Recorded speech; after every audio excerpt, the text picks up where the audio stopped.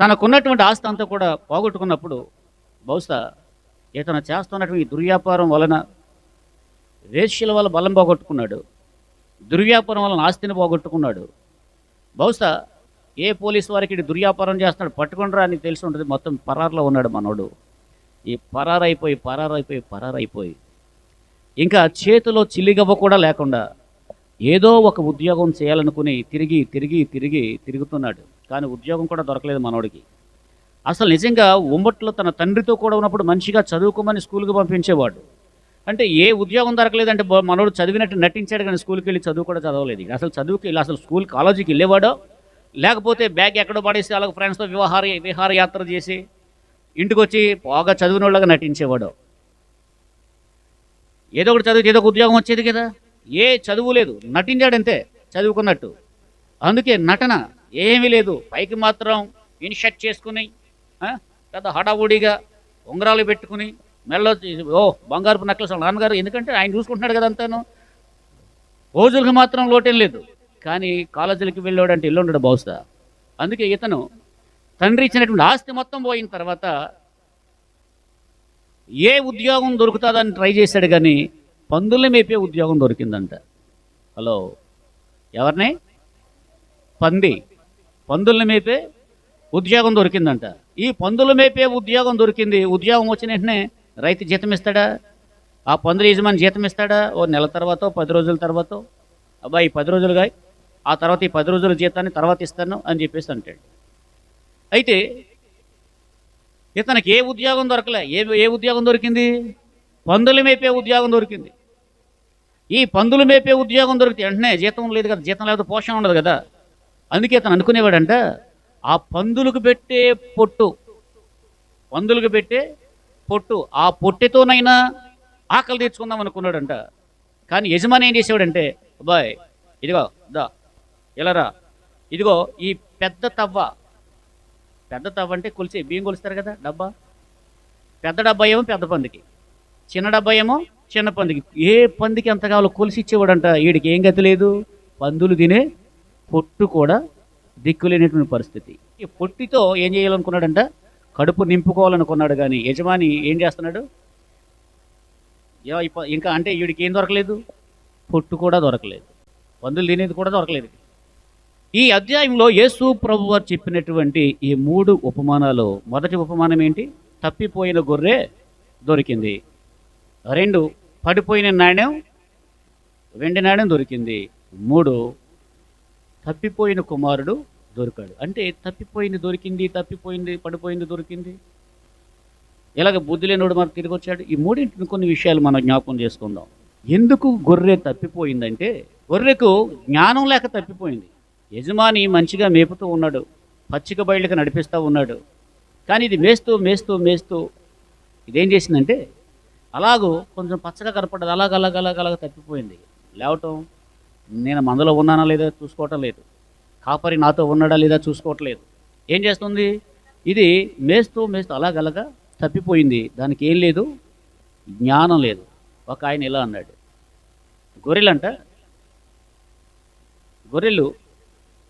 గొర్రెకు జ్ఞానం తక్కువ. గొర్రెలు అవి నడిచి వెళ్తూ ఉన్నప్పుడు ఒక కర్రలో దారి కట్టనే పెట్టారనుకోండి, అక్కడికి వచ్చేసరికి ఎగురు నడుస్తూ ఉంటాయి. ఎగిరి ఆ కర్రను దాటి ముందుకెళ్ళిపోతూ ఉంటాయి. ఒకవేళ కర్ర అక్కడ తీసేసినప్పటికీ కూడా నా ముందున్నది ఎగిరింది కాబట్టి నేను కూడా ఎగరాలని ఎగురుతూ ఉంటాయి. అంటే గొర్రెలన్నీ అలాగే ఎగురుకుంటూ వెళ్తాయండి అక్కడికి వెళ్ళేసరికి, అక్కడ ఏమీ లేకపోయినా సరే.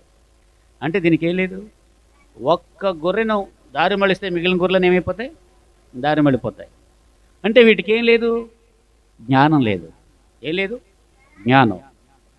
అందుకే యెషయా భక్తుడు ఏమంటాడంటే, జ్ఞానము లేకయే నా జనులు చెరపట్టబడిపోవచ్చు ఉన్నారు అంటాడు. అంటే ఏ జ్ఞానం? లోక సంబంధమైనటువంటి జ్ఞానమున్న దేవుని కూర్చున్నటువంటి జ్ఞానం లేకపోతే వారు ఏం చేస్తారంటే దేవుని యొక్క మార్గాలను విడిచి తప్పిపోతారు. ప్రైజ్ ది లార్డ్, హల్లెలూయా. అయితే అలాగ తప్పిపోవటం దేవునికి, ఆ గొర్రెలంటే ఎవరు? గొర్రెల గురించి కాదు, మనమే. గొర్రెలంటే ఎవరు? దేవుని కూర్చున్నటువంటి జ్ఞానం లేనటువంటి వారు. ఒకవేళ గొర్రె వలె తప్పిపోతే ఆయన ఊరుకోవట్లే. యజమాని ఏం చేస్తున్నాడు? తప్పిపోయినటువంటి గొర్రె కోసం వెతకటం ప్రారంభిస్తూ ఉన్నాడు. హల్లెలూయా. ఏ ఒక్కరు త్రోవ విడిచి తప్పిపోవడం ఆయనకి ఇష్టం లేదు. ఒకవేళ తప్పిపోయావు మరలా ఏం చేయాలి?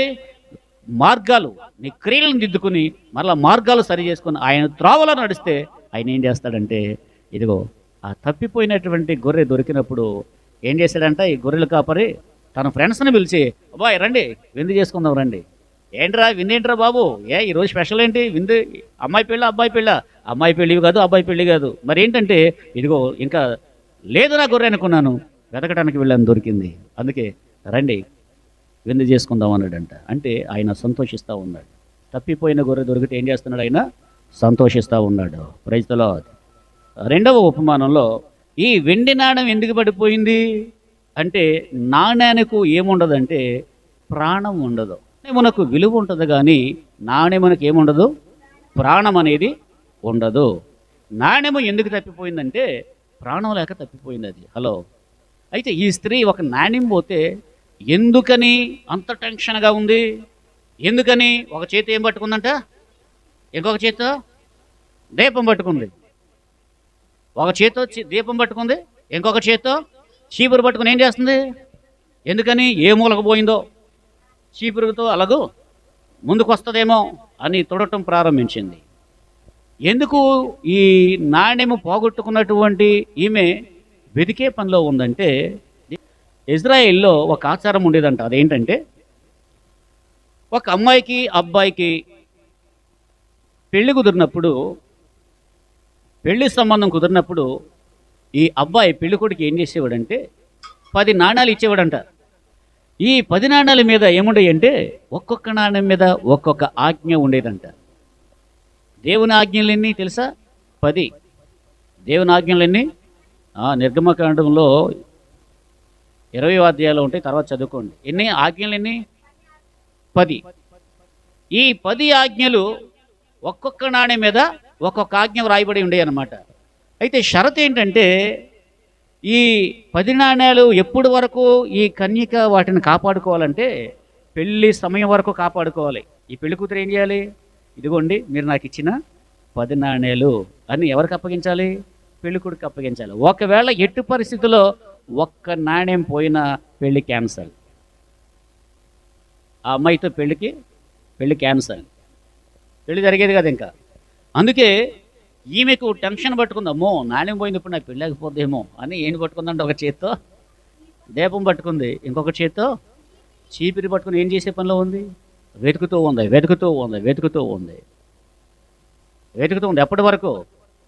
ఎప్పటి వరకు? దొరికే వరకు వెతుకుతూనే ఉంది. ఎక్కడ వెతకాలి? ఎక్కడ పడిపోతే అక్కడ వెతకాలి. వాడెవడో లైట్ కింద తెగ వెతుకుతున్నాడంట.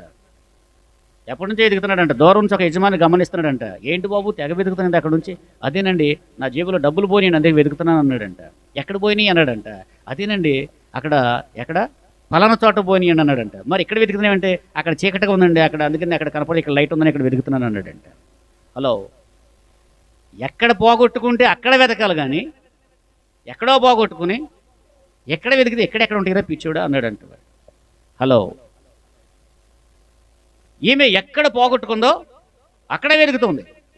వెతికి ఆ నాణ్యము దొరికినప్పుడు ఆమె సంతోషానికి అవతలు లేవు. హల్లెలూయా. గట్టిగా చెప్పండి. అలాగే దేవుడు కూడా తన సంఘంలో ఒక ఆధిక్యత ఇస్తాడు. ఏం చేస్తాడు? ఒక ఆధిక్యత ఇస్తాడు. దాన్ని కాపాడుకోవటం ఒక వ్యక్తి సంఘములో చేర్చబడి మారు మనసు పొంది బాప్తిస్మం పొంది ఆ సంఘ క్రమంలో అనుసరించి నడుస్తూ ఉన్నప్పుడు దేవుడు ఒక ఆధిక్యత అనేది సంఘంలో ఇస్తాడు. ఏం చేయాలంటే దేవుడిచ్చిన ఆధిక్యతను కాపాడుకోవాలి. హల్లెలూయా. గొర్రె ఎందుకు తప్పిపోయిందని తెలుసుకున్నాం? ఏం లేదు, జ్ఞానం లేదు. నాణ్యానికి ఏం లేదు, ప్రాణం లేదు, అందుకే తప్పిపోయింది. సరే, ఇక్కడ నాణ్యం కంటే ఇక్కడ అసలు ప్రాధాన్యత ఏంటి? పాడేసుకున్నామే, అమ్మో ఆ నాణ్యం పోతే పెళ్ళాగిపోద్దేమో. అలాగే ఈ ఆజ్ఞలలో మీరు, నేను, మనమందరూ ఏ ఆజ్ఞలను మీరిపోయినా పరమవరుడైన యేసయ్యతో పెళ్ళి క్యాన్సల్. హలో. అందుకే వేటిని కాపాడుకోవాలి? పట్టుకోండి. ఏం పట్టుకున్నారు? నాణేలు. ఎన్ని పట్టుకున్నారు? 10. ఏమున్నాయి వీటిలో? ఆజ్ఞలు ఉన్నాయి. హల్లెలూయా. గొర్రె ఏం చెప్తుంది? గొర్రెని బట్టి నేర్చుకోవాల్సింది ఏంటి? జ్ఞానము లేక ప్రజలు ఏం చేయబడుతున్నారు? చెరపట్టబడిపోవచ్చు ఉన్నారు. కానీ దైవ జ్ఞానం కలిగి మనం ఏం చేయాలంటే ఆయన యందు భయభక్తులు కలిగి ఆయనతో మనం నడవాలి, ఆయనను వెంబడించాలి. అలాగే నా గొర్రెలు నా స్వరం వింటాయి, నేను వాటికి నిత్య జీవాన్ని కలుగజేయడానికి వచ్చాను, అది సమృద్ధిగా కలుగజేయడానికి వచ్చానని ప్రభువు చెప్పారు. ఆమేన్. మూడవ మాట, మూడవది ఉపమానం ఏం తెలుసుకుందాం? మూడవ ఉపమానం ఏంటి? తప్పిపోయిన కుమారుడు. ఇతనికి ఉద్యోగం కోసం వెతికాడు వెతికాడు వెతికాడు, ఎంత వెతికినా ఏం దొరకలేదు. దొరకలే, కానీ దొరికింది ఒక ఉద్యోగం. ఏంటది? మూడవది తప్పిపోయిన కుమారుడు. ఎందుకు తప్పిపోయాడు? బుద్ధి లేక తప్పిపోయాడు. ఏం లేదంట, వాక్యం అలా వ్రాయబడింది. బుద్ధి లేక తండ్రి మాట వినక తప్పిపోయాడు. అతనికి ఉద్యోగం దొరకలేదు. దొరకగా దొరికిందంటే ఏ ఉద్యోగం దొరికింది? పందుల్ని మేపే ఉద్యోగం దొరికింది. అప్పుడు అతనికి బుద్ధి వచ్చిందంట. ఏమొచ్చింది చెప్పండి? ఏమొచ్చింది? బుద్ధి వచ్చి ఎలాగ అంటున్నాడు, మా నాన్నగారి దగ్గర ఎందరో కూలి పని చేసుకుని బ్రతుకుతున్నారు. కూలి చేసేటువంటి వాళ్ళకు కూడా వాళ్ళకి ఏముంది? మా నాన్నగారి దగ్గర కూలి పని చేసేటువంటి వారికి సహితం సమృద్ధి అయిన భోజనం ఉంది. నేనైతే ఆకలితో చచ్చిపోతున్నాను. నేను ఒక పని చేస్తాను. బుద్ధి వచ్చింది కదా. ఇప్పుడు ఏమంటాడంటే, అయ్యా, నేను కొడుకుగా ఉండే అర్హత నాకు లేదు. నా బుద్ధి గడ్డి తిని నీ మాటను మీరి నేను విడిచి వెళ్ళిపోయాను. నీ కుమారుడిగా కాదు కానీ నీ పనివారిలో ఒకడిగా నన్ను చేర్చుకో. నాకు పని పెంచు, నేను పని చేస్తాను, కష్టపడతాను, నాకు కష్టపడినందుకు జీతమే ఉండదు చాలు అని మా నాన్నగారిని అడుగుతాను అని ఆలోచించుకుని బయలుదేరి తిన్నగా ఎక్కడికి వస్తున్నాడు? ఇప్పుడు ఎక్కడికి వస్తున్నాడు? వాళ్ళ నాన్నగారి దగ్గరికి వస్తూ ఉన్నాడు. వాళ్ళ నాన్నగారి దగ్గరికి వస్తున్నాడు. ఎప్పుడో వెళ్ళిపోయాడు, ఇల్లు వదిలి ఎప్పుడో వెళ్ళిపోయాడు. మళ్ళా తిరిగి రావట్లే, ఎప్పుడో వెళ్ళిపోయాడు. అయితే వాళ్ళ నాన్నగారు కూడా చిన్నోడు వెళ్ళిపోయాడు. ఎక్కడికి వెళ్ళిపోయాడో, ఎలా ఉన్నాడో, ఏం తింటున్నాడో, వాడి జీవితం ఎలా ఉందో ఎలాగో ఆలోచిస్తూ ఉన్నాడు. అయితే ఎలా ఉన్నాడు ఆ చిన్న కొడుకు? చిరిగిపోయి మాసిపోయిన బట్టలు, చింపురు నెత్తి, ఈతరప్పులాగా వేసుకున్నాడు జుట్టి, క్రాపు లేదు, ఏమీ లేదు. గెడ్డం ఎలాగుంది? బూసుళ్లాగా మాసిపోయిన గెడ్డం, మాసిపోయిన జుట్టు, మంచి పుష్టిగా ఇన్షర్ట్ చేసి పెద్ద షోగా ఉండేవాడు ఎలాగున్నాడు? మాసిపోయిన బట్టలు వేసుకొని, మాసిపోయిన గెడ్డం వేసుకొని, చింపురు నెత్తి వేసుకొని, పుష్టిగా లావుకున్నవాడు భోజనం ఎక్కడదే? ఏలుబాబులాగా అయిపోయాడు, బక్కోడు అయిపోయాడు అంటాడు. అవును కదా, మరి భోజనం లేకపోతే అయిపోతారు కదా. అప్పుడు గాలికి జారబడి నడుచుకుంటా హీ అనుకుంటా అలాగ వస్తున్నాడు. ఎవరన్నా గుర్తుపడతారా? అప్పుడు మనుషుని గుర్తుపడతారా? కానీ తండ్రి గుర్తుపట్టాడంట. హల్లెలూయా. ఎవరతను ఊగిసలాడుతూ వస్తున్నాడు, మాసిపోయిన బట్టలు వేసుకున్నాడు, మాసిపోయిన బాగా గడ్డం పెరిగిపోయినాడు, చింపురుని తీసుకున్నాడు. ఎవరు అని తండ్రి కదా ఎంతకైనా దూరం నుంచి, అరే అడు మా చిన్నోళ్ళగా ఉన్నాడే, మా చిన్నోడే, ఎవరు అడు మా చిన్నబాయే అని గుర్తుపెట్టాడంట. గుర్తుపెట్టి అతను దగ్గరికి రాగానే పరిగెట్టుకుంటూ వెళ్ళిపోయాడంట. ఎవరు? ఇదేంటి యజమానులు అక్కడ ఉన్నటువంటి పనివారు అనుకుంటున్నారు, ఇదేంటి ఆ పిచ్చోడిని చూసి మన యజమాని ఏంటి అలా పరిగెడుతున్నాడు ఏంటి, అలాగే చూస్తున్నారు అలా. వీళ్ళకి ఏం అర్థం కావట్లే. పరిగెట్టుకుంటూ వెళ్ళి ఆ పిచ్చోడిలాగా ఉన్నటువంటి వాళ్ళ అబ్బాయిని చూసి అతని మీద పడిపోయి ఏం చేసుకున్నాడు? పరిగెత్తుకుంటూ వెళ్ళి కౌగిలించుకున్నాడంట, ముద్దు పెట్టుకున్నాడంట. ఇదేంటి ఆ పిచ్చోడి ముద్దులు అట్లా ఏంటారు? మనం ఏమన్నా మన యజమానికి ఏమన్నా బుర్రపని చేయట్లేదు అనుకుంటున్నారు వాళ్ళు. వీళ్ళు ఏమనుకుంటున్నారో తెలియదు కానీ పరిగెట్టుకుంటూ వెళ్ళి ముద్దు పెట్టుకుని కౌగిలించుకుని అక్కడ పనివారం పిలిచి, అబ్బాయి ఇలా రండి. వీళ్ళకి ఏమో అర్థం కావట్లే. ఆ పిచ్చోడిని పట్టుకుని ముద్దులాడుతున్నాడు, కౌగిలించుకుంటున్నాడు, మళ్ళీ మనం పిలుస్తున్నాడు. వీళ్ళకేమో అర్థం కావట్లేదు. హలో, వచ్చింది ఎవరో తెలుసా? మా చిన్నోడు. మీరు అర్జెంటుగా వీడికి స్నానం చేయించండి, క్రాఫ్ వేయించండి, మంచి బట్టలు కట్టండి, ఇంకా అని చెప్పులు తొడిగించండి. చెప్పులు కూడా లేవు. అంతేకాదు తన ఉంగరం తీసి కొడుకు పెట్టాడు అంటే పోగొట్టుకున్న ఆ యొక్క ఆధిక్యతను మరలా ఇచ్చాడు. హల్లెలూయా, గట్టిగా చెప్పండి. ఈ చిన్న కుమారులో ఉన్నది ఏంటంటే సామెతల గ్రంథం 3వ అధ్యాయంలో 5వ వచనంలో ఇలా రాయబడింది. సామెతల గ్రంథం 3వ అధ్యాయము 5వ వచనంలో ఏమని రాయబడిందంటే, నీ స్వబుద్ధిని ఆధారము చేసుకొనక, చదవండి, నీ పూర్ణ హృదయముతో యెహోవా యందు నమ్మకముంచుము, నీ ప్రవర్తన అంతటి యందు ఆయన అధికారమునకు ఒప్పుకొనుము, అప్పుడు ఆయన నీ త్రోవలు సరళం చేస్తాడు. హల్లెలూయా. ఏం చేస్తాడు ఆయన? అప్పుడు ఆయన నీ త్రోవలను సరళము చేయును. తర్వాత, నేను జ్ఞానిని కదా అని నీవనుకొనవద్దు, యెహోవా యందు భయభక్తులు కలిగి చెడుతనమును విసర్జించుము, అప్పుడు నీ దేహానికి ఆరోగ్యం, నీ ఎముకలకు సత్తువ కలుగుతూ ఉంది. ఆమేన్. ఎంతమంది కావాలి ఆరోగ్యం? ఎంతమంది కావాలి? ఎప్పుడైతే నీ స్వబుద్ధిని పక్కన పెట్టేసి నేను జ్ఞానిని కదా అని అనుకోకుండా ఆయన యొక్క అధికారానికి ఒప్పుకుంటారో, ఆయన ఆజ్ఞలను అనుసరించి నడుస్తారో, వారి దేహానికి ఆయన ఏం కలుగజేస్తాడంట? ఆరోగ్యాన్ని కలుగజేస్తాడంట. వారి ఎముకలకు ఏం కలుగజేస్తాడంట? సత్తువు కలుగజేస్తాడంట. అంటే నేను జ్ఞానిని కదా అనుకున్నాడు ఎవరు? తప్పిపోయిన ఈ చిన్న కుమారుడు. మా నాన్న జ్ఞానం లేదు, వాడికంటే నేను జ్ఞానవంతుడిని, వాడికంటే ఎక్కువ సంపాదిస్తా అని వెళ్ళిపోయాడు. కానీ తన స్వబుద్ధిని ఆధారం చేసుకున్నాడు.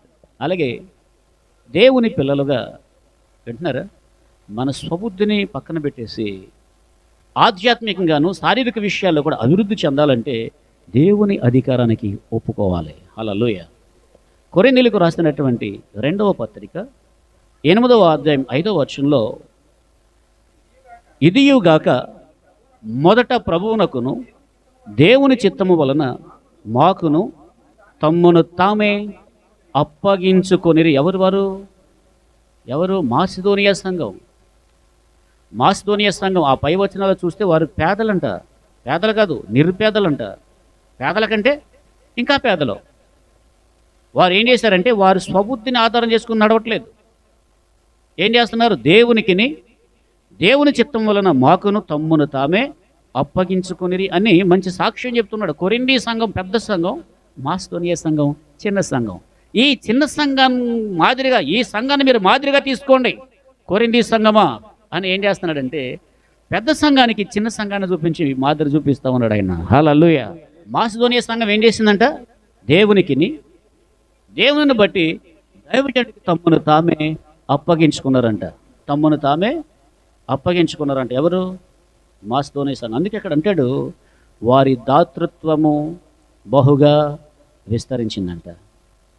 మనం విస్తరించాలంటే, అభివృద్ధి చెందాలంటే జ్ఞానము లేని గొర్రెవలే తప్పిపోకూడదు. దేవుని ప్రభువా, నీలో నడిచే ఆ జ్ఞాన హృదయం నాకు, దావీదు అంటాడు 51వ కీర్తనలో, జ్ఞాన హృదయం మాకు దయచేయి అంటాడు. ఏ జ్ఞానం? దేవుని గుర్చిన జ్ఞానం. యెహోవా యందు భయభక్తులు కలిగి ఉండుటయే జ్ఞానానికి మూలమని సామెతల గ్రంథకర్త అంటాడు. హల్లెలూయా. ఏ జ్ఞానం కావాలో మనకు చెప్పండి? దేవుని గుర్చిన జ్ఞానం. పైగా నాణ్యం ఏముంది? ఆజ్ఞలు ఉన్నాయి. ఏం పోగొట్టుకోకూడదు? దేవుని ఆజ్ఞలను మీరిపోకూడదు. వాటిని కాపాడుకోవాలి, ఆజ్ఞలు అనుసరించాలి. అప్పుడే పరమవరుడైనటువంటి ఆ యేసుతో వెళ్ళి ఆయన సమీపించగలం. 3వది, ఈ కుమారుడికి, ఏ కుమారుడు? తప్పిపోయిన కుమారుడికి ఏం లేదు? బుద్ధి లేదు, ఉండవలసింది లేదు. బుద్ధి లేకపోతే ఏమవుద్ది? బుద్ధి లేనటువంటి స్త్రీ గురించి సామెతల గ్రంథం 14వ అధ్యాయంలో రాయబడింది. తన ఇల్లు ఓడబెరికేసుకుంటుందంట. జ్ఞానవంతులు ఇల్లు కడుతుంటే బుద్ధి లేనివాడు ఏం చేస్తుందంట? తన ఇల్లు తానే ఓడబెరికేసుకుంటుందంట. అందుకే ఏ జ్ఞానం కావాలి ఇప్పుడు చెప్పండి? ఏ బుద్ధి కావాలి? దేవుడిచ్చే ఆ బుద్ధి కావాలి. దేని ఆధారం చేసుకున్నాడు చిన్న కుమారుడు? సొంత జ్ఞానం, స్వబుద్ధిని తండ్రికి అప్పగించుకోలే. అలాగే ఈనాడు సంఘంలో దేవునిని బట్టి దైవ సేవకులకి ఏం చేయాలంటే అప్పగించుకోవాలి. అప్పగింపగలిగినటువంటి వాళ్ళు ఏం చేస్తారంటే దైవజనుడి మాట వింటారు. అప్పగింపలేని వాళ్ళు ఏంటరు, కానీ అప్పగించుకున్న వాళ్ళు ఆశీర్వదింపబడతారు. అలాగే మన సొంత జ్ఞానాన్ని ఆధారం చేసుకుని ముందుకెళ్ళిపోతే ఎక్కడో చోట ఏదో టైంలో ఏం జరుగుతుందో తెలియదు. ఇతను వీళ్ళు ప్రారంభంలో బాగానే ఉన్నాడు ఈ చిన్న కుమారుడు, కానీ ఒక టైం వచ్చింది, ఏమైపోయింది పరిస్థితి? బుద్ధి వచ్చింది. ఇప్పుడు వాళ్ళ నాన్నగారు ఏం చేస్తున్నారు? వీడికి చెప్పులు తొడిగించండి. చెప్పులు సమాధానానికి సూచన. తండ్రిని విడిచి సమాధానం కోల్పోయాడు. ఉంగరం పెట్టండి. ఉంగరం పోగొట్టుకున్న అధికారం మరలా సంపాదించుకుంటున్నాడు. హల్లెలూయా. తర్వాత ప్రశస్తమైన వస్త్రాలు కట్టండి, అంటే పోగొట్టుకున్న రక్షణ మరలా అనుగ్రహిస్తూ ఉన్నాడు. పోగొట్టుకున్నటువంటి స్థితిని మరలా దేవుడు దయచేస్తూ ఉన్నాడు. ఆమేన్.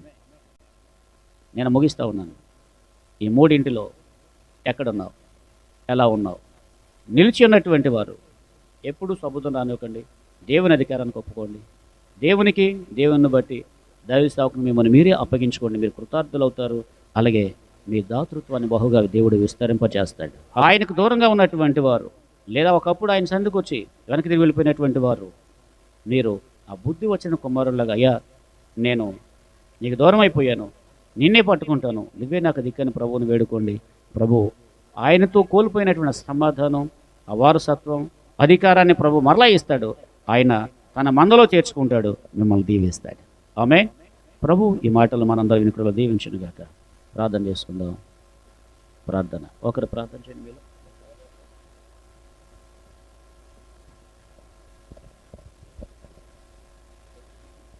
స్తోత్రం తండ్రి, పరిశుద్ధాత్ముడ యేసయ్య, దేవా మహాగణుడ మహోన్నతుడ తండ్రి, దేవా మరి ఉదయకాల సమయంలో ప్రభా మాతో మీరు మాట్లాడినటువంటి మాటలను బట్టి మీకు స్తోత్రాలు చెల్లిస్తున్నాము రాజా, నీకు వందనాలు.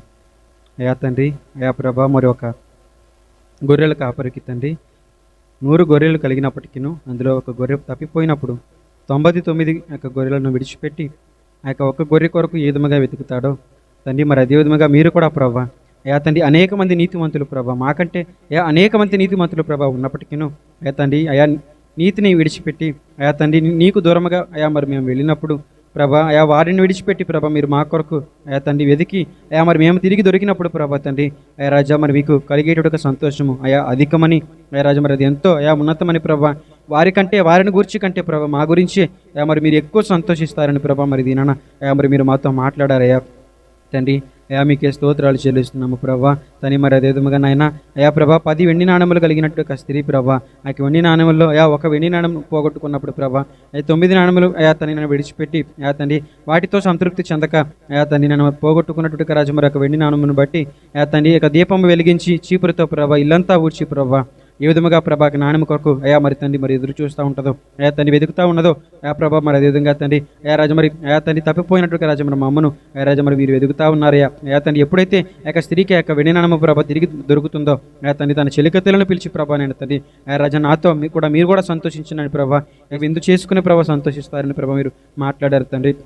అదే విధముగా తండ్రి అయా తండ్రి మరి బుద్ధి లేని కుమారుడు తండ్రి నాయన యేసయ్య తండ్రి తప్పిపోయిన కుమారుడు యేసయ్య అయా ప్రభా తనక తండ్రిని విడిచి తనకు అన్నను విడిచి ప్రభా తండ్రి ఇక తండ్రి తనకు కలిగినట్టు ఆస్తిని బట్టి అయా తనకు స్వబుద్ధిని ఆధారం చేసుకుని తన సొంత జ్ఞానమును ఆధారం చేసుకుని ప్రభా యేసయ్య ప్రభాకి ఆస్తి కొరకు ప్రభా తండ్రిని విడిచి ప్రభా ఆ ఆస్తిని తండ్రి వేసి ఒక పట్టణంలోకి తీసుకుని పోయి ప్రభా అక్కడ దుర్వ్యాపారం చేసి తండ్రి తన ఆస్తి అంతా కోల్పోయిన తర్వాత ప్రభా నేను యేసయ్య తనకి ఏది లేదనుకున్న సమయంలో తండ్రికి ప్రభానైన తండ్రి తనకు తండ్రిని జ్ఞాపకం చేసుకుని అయా తండ్రి నా తండ్రికి నేను కుమారుడని అనిపించుకున్నట్టుకు నాకు ఏ యోగ్యత లేదు, నాకు ఏ అర్హత లేదని ప్రభా ఆ సమయంలో అయా తండ్రి నన్ను మరి ప్రభా తను భావించి తిరిగి తన తండ్రి వద్దకు కేవలం ప్రభాకు కుమారునిగా కాదు కానీ ఆ తండ్రి తన యొక్క ఇంటిలో తన తండ్రి ఇంటిలో ఉన్నటువంటి కూలివారితో తండ్రి నేను కూడా ఒక కూలివాని వలె ఉండి అక్కడ నేను యొక్క ప్రాణమును కాపాడుకుంటానని వెళ్ళినప్పుడు తండ్రి యేసయ్య తన యొక్క కుమారుని ప్రభా తండ్రి ఏ విధంగా చూసి ప్రభా నాయన చూసి వెంటనే తండ్రి హత్తుకొని కౌగిలించుకొని ప్రభా మరి ముద్దు పెట్టుకొని ప్రభా తనకు కుమారుడికి తండ్రి తిరిగి యొక్క పాత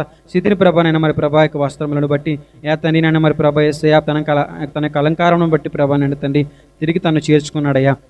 అనేక మంది ప్రభా మరి మీ ఎదుట ఉన్నప్పటికీ వారితో వారి ద్వారా మీకు సంతోషం లేదు కానీ వారి ద్వారా ఉన్నటువంటి సంతోషం కంటే ప్రభా మరి మిక్కిలి సంతోషము ప్రభా మరి మమ్మల్ని బట్టి తప్పిపోయి మేము తిరిగి దొరికినప్పుడు ప్రభా మీకు కలుగుతుందని ఈ వాక్యం ద్వారా ఇది నన్ను మీరు మాట్లాడారయ్యా.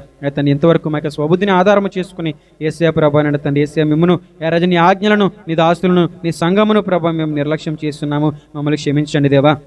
తండ్రి ఏ ఆజ్ఞను కూడా తండ్రి నన్ను మరి మేము విడిచిపెట్టక మరి మీరు మాకు ఇచ్చిన ప్రతి ఆజ్ఞను కూడా తండ్రి నన్ను యేసయ్య అయా ఆచరిస్తూ పాటిస్తూ అయా తండ్రి నీ మూలముగా నీ వాక్యము మూలముగా తండ్రి నాన్న కలిగినట్టుగా జ్ఞానమును ప్రభ మేము ఆధారం చేసుకుని అయా తండ్రి నీ యందు భయభక్తులు కలిగిన యేసేమరి ప్రభ చెడుతనమును విసర్జించి ప్రభ నీ జ్ఞానమును కలిగి ఉండటానికి మీరే సహాయం చేయమని అడుగుతున్నాం ప్రభ నీ జ్ఞానమును ప్రభ మేము కలిగి ఉంటే నీ యందు మేము భయభక్తులు కలిగి ఉంటే నాయన యేసయ్య అయా మరి మీరు మొదట మాకు ఆరోగ్యమును అయా తండ్రి ఆ తర్వాత ప్రభ మా యొక్క ఎముకలలో సత్వాన్ని మీరు కలుగు చేస్తారని ప్రభ మీరు దినాన్ని మాట్లాడారు కనుక అయా తండ్రి నన్ను కేవలము ప్రభ నేను తండ్రి నీ యొక్క జ్ఞానం కొరకు ప్రభ మేము ఎదురు చూసే విధముగా నీ జ్ఞానం కొరకు మేము కనిపెట్టే విధముగా నీ జ్ఞానమును మాత్రమే ప్రభ మేము ఎదుగువారుగా మీరు మాకు సహాయం చేయమని మా కేవలము ప్రభ నీ జ్ఞానమును బట్టి మాత్రమే తండ్రి యేసయ్య మేము మీలో తండ్రి నాన్న ఏ రాజమరి ప్రభ ఎదుగుచు తండ్రి నిన్ను సంతోషపెట్టే విధముగా ఏ తండ్రి మేము ఉండటానికి మీరు సహాయం చేయమని ఇంకొన్ని ఎంతమంది అయితే ప్రభా నన్ను తండ్రి ఏ రాజు నిన్ను విడిచి తప్పిపోయి ఉన్నారో వారందరూ కూడా తండ్రి నన్ను తిరిగి ఏ రాజా యేసయ్య నీ జ్ఞానమును బట్టి ప్రభా ఏ తండ్రి నాన్న ప్రభా నీవు చూపించిన ప్రేమను ప్రభా తిరిగి ఏ వారి తండ్రి నన్ను జ్ఞాపకం చేసుకుని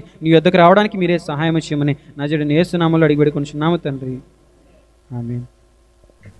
నాకై పరుగెత్తి కౌగిలించి ముద్దాడి కన్నీటిని తుడిచి ఆశ్చర్యమైన ప్రేమ కల్వరిలో నీ ప్రేమ, ఆశ్చర్యమైన ప్రేమ కల్వరిలో నీ ప్రేమ, మరణము కంటే బలమైన ప్రేమది నన్ను జయించే నీ ప్రేమ, మరణము కంటే బలమైన ప్రేమది నన్ను జయించే నీ ప్రేమ, ఆశ్చర్యమైన ప్రేమ కల్వరిలో నీ ప్రేమ.